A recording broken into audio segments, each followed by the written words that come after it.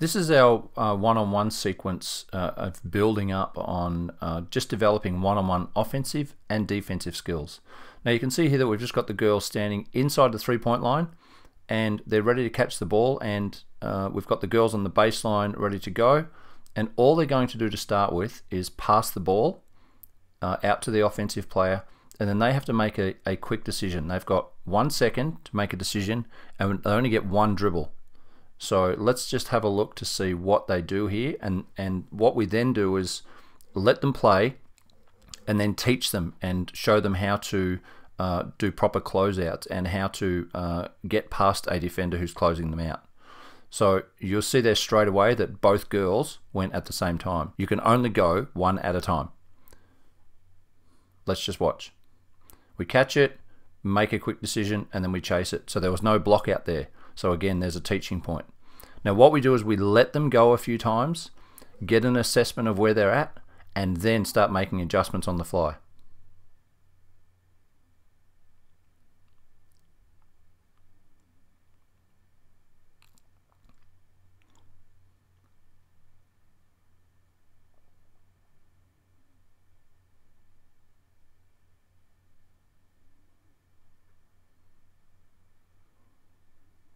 And what happens is that it takes a few times for the girls to get what's going on and then just start getting into the swing of things. If they score, they keep it, and then what happens is the players, when they get scored on, have to go to the other line.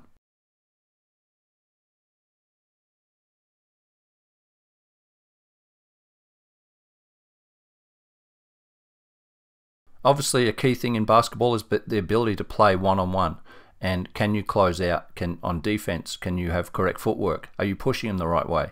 Offensively, if you catch it, can you actually play? Do you have the ball skills? So it's all these decision-making things that one-on-one does, and you can't hide. So what we're explaining now is that you pass the ball or you hand the ball to the player, and now it's a more difficult again. So there's different stages that we're going to take you through in this film.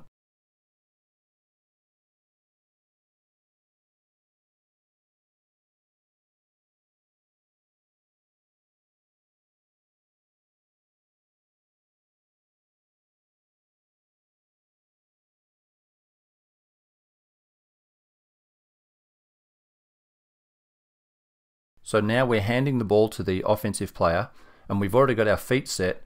Now the offensive player has to make a decision, and the defender is not to let the offensive player back into the middle. And it's not as easy as it looks.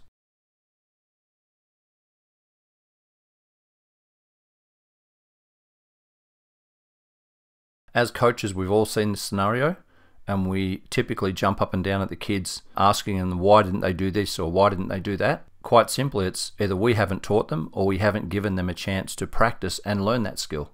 And this is very obvious that the girls need work on both sides of the ball. So this is stage 2 of the teaching. So stage 1 was passing the ball out. Stage 2 is handing the ball. Now we'll go to another stage. Now see coach on the baseline there talking and coaching on the run. They're the things that we now need to understand, and we need to do this every single week, and you've got to get your athletes to try and do this every single day. Here you can see coach explaining different footwork and where to hold the ball and different options that you have as an offensive player. So it's little things like this now that we can start teaching and have the athletes start paying attention and build on their repertoire. And it's just, as you can see there, about protecting the ball. Where are you stepping? What are you looking at? And if you rip through, all of a sudden you create space and opportunities.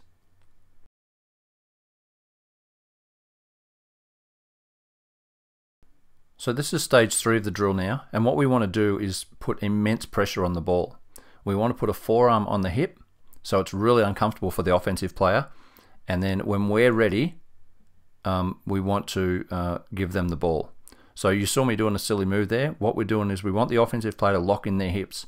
Typically, if you go up as a coach, if you push on their hips, the athletes are not very tight through the hips or strong, and what you want to do is lock that in. And they've got to be able to operate under this pressure because it's going to happen. And this is where the 1 second, 1 dribble rule really comes into play. So you can get them to think about what they're doing and how to beat it, because they will get stood up, and we need to teach them how to get out of that situation and play. So what we've done in this stage so far is we've shown the athletes what we want the defense to do, but we haven't taught the offense how to break this yet or how to beat it. And we've done that on purpose. We want to see what their decision making is like, and we also just want to make sure it's the building block method. So teach them one thing at a time, let them master the defensive end, and then we'll get stuck into the offensive situation. So now what we want to do is introduce the kids that there's actually an extra 2 defenders on the floor. And most people only think that it's 5. But what we do is there's actually 7. So we want to try and get them down to the baseline behind the backboard. So the baseline is defender number 6, and the backboard is defender number 7. So if we can get them down behind the backboard, the only way they can do anything is to get rid of the ball and pass it away from the basket, and that's mission accomplished for the defense. So here we are now. We've got the girls pushing them down on the baseline with a lot more pressure, and they're finally getting. You can see the progression on their defense now is a lot more aggressive, understanding that there's no referees here, and it's putting the offense under all kinds of pressure. Now this team has built a defensive mindset throughout the season purely by doing this drill, and they're now really hard to score on. Now what I'm doing is I'm showing how to rip through and how to beat this defensive pressure. So sometimes we teach the rip, and we don't show the athletes what it's for and what situation you can use it in. So right now we're just doing a demonstration here that one of the girls has got her forearm on my hip. I'm under all kinds of pressure, and I've been stood up. I'm way too high. Now the game is all about your head. If you're higher than the defender's going to win. If your head is lower than the defender, you'll win because your center of gravity is lower. And as you can see here, I'm literally ripping the ball through onto her forearm. Now what that automatically does is it creates space, and it makes the defender really uncomfortable. Now if the referees are on the ball, then that's going to be a foul. So I'm literally ripping through now, and you can see that the first reaction for the defender is to step back a little bit because now they're off balance, and now I own them. So whether I step through or I step straight ahead, I'm now just reading where the body goes, and if the defender's body goes one way, I go the other way. And again, it all just comes down to practice. So here we go now, building up on this. We put pressure on the ball. Now the defender already is hesitant because they know the rip through is coming. So the girls are working it out. We rip through, space, layup.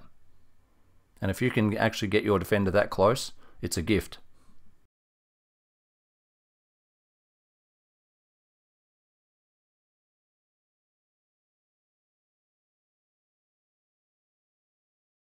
So now we're adding in another variance.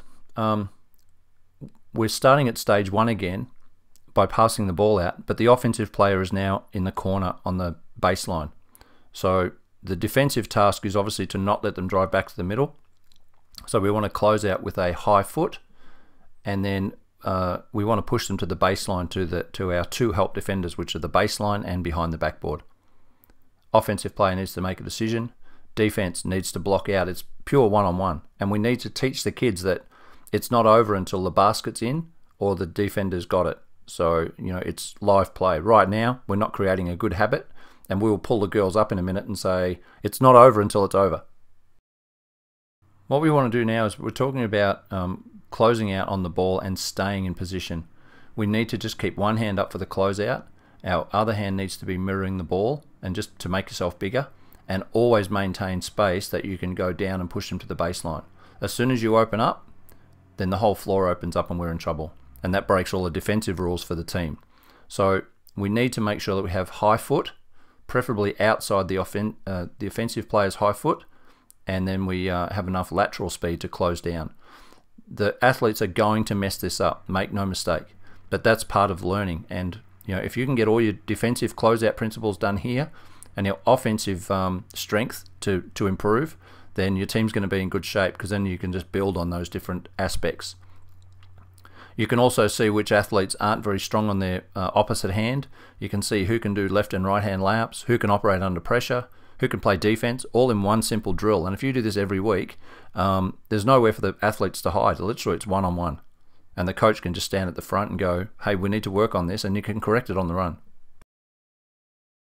A great message you can tell your kids as well is if they want to play at any sort of level, they need to be able to shoot. They need to be able to play one-on-one on offense and one-on-one defense.